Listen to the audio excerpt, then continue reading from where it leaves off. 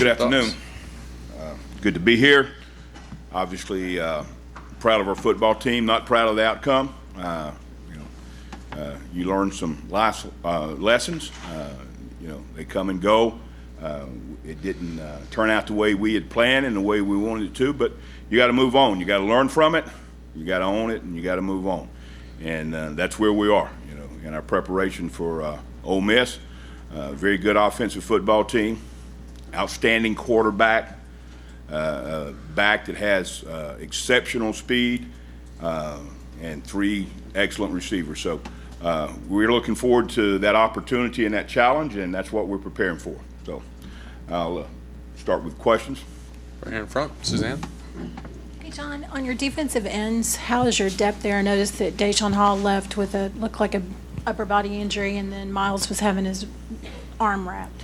We're fine. We got 5 guys that we feel very comfortable putting in the game at any time. And we've been trying to, not just at defensive end, but all year, we've been trying to develop depth, because when you get into SEC play, which we've been in for a couple weeks now, you're going to have to have guys that can go in and play.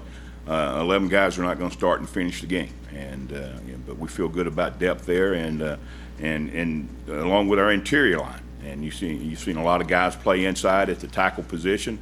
We'll continue to have that rotation going, and I think it's important for this football team and this program that we build that depth and we get them some game playing experience.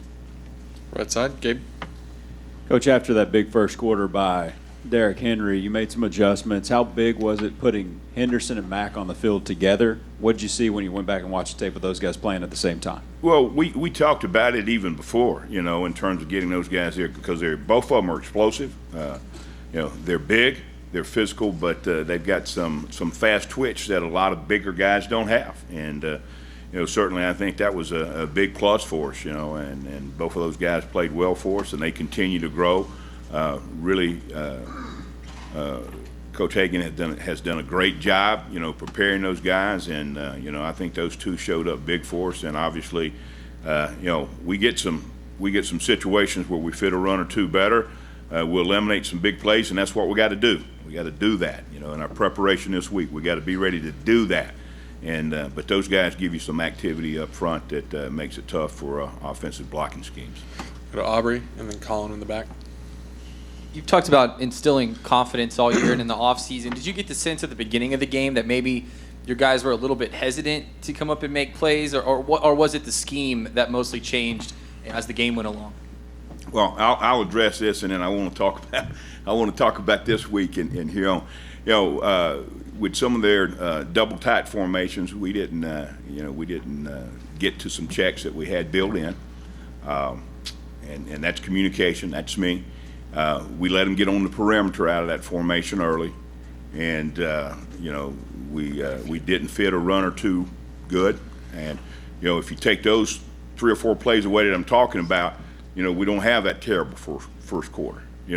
But when you're talking about 3 or 4 plays, you're talking about probably plays that got you beat in the game, and defensively that got us beat. And we've got to be better than that. And but let me tell you this, and then we're going to talk about Ole Miss. I'm proud of our football team.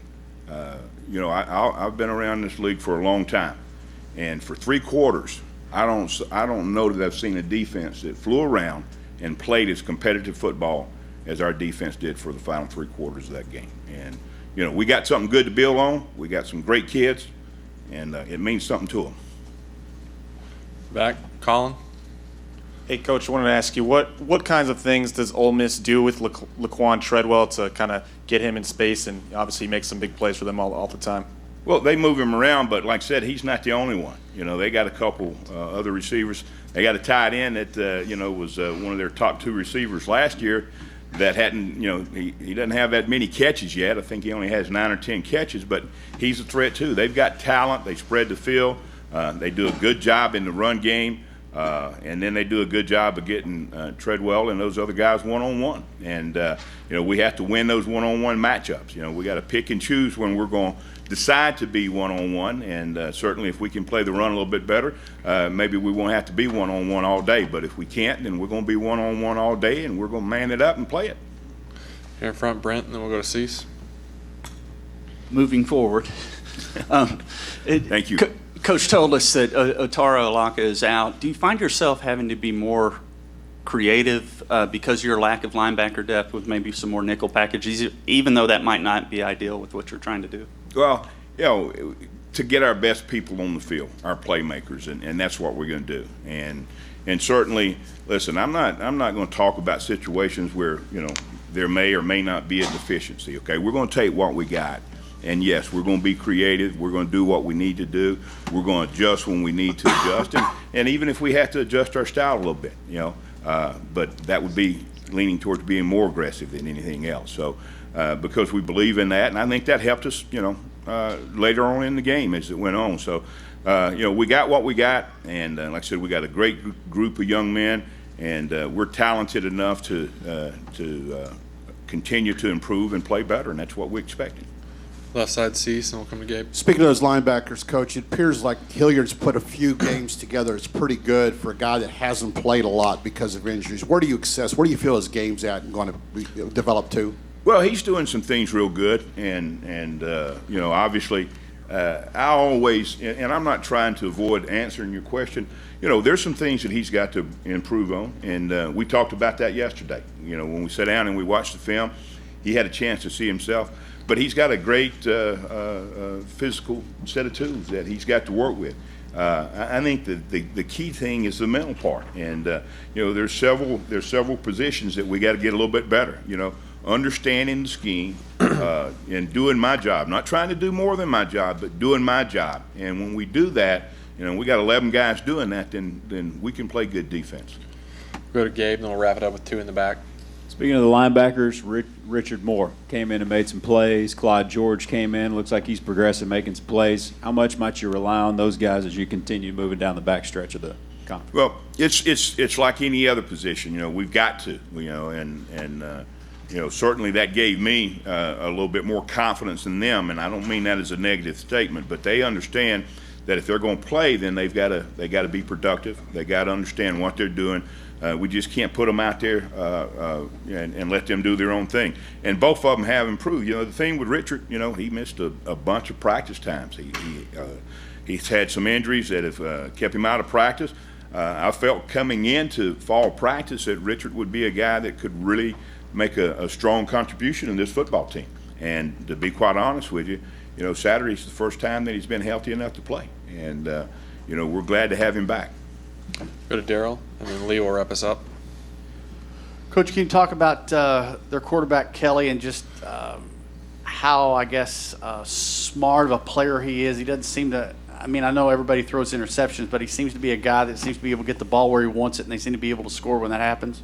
Well, he's got a strong arm. He's got a good stature. He's got a strong arm.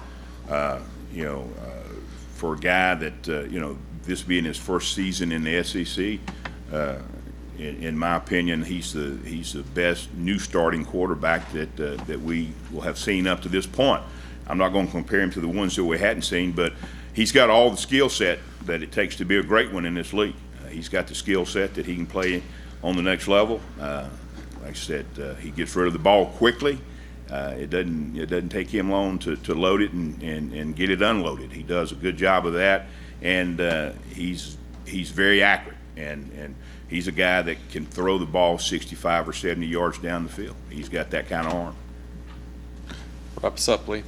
Hey, Coach, I'm going to quickly reference the Bama game, and then my question's going to be about Ole Miss moving forward. You said that your unit played 3 quarters, really good football, flew around, but then the 41 points on the board, if people didn't watch the game, they'll say, hey, 41 points, maybe that A&M defense isn't that great. Obviously, you guys didn't give up that many points. Do you expect your team to have more of a chip on their shoulder now going forward into this Ole Miss game, especially being on the road truly for the first time this year?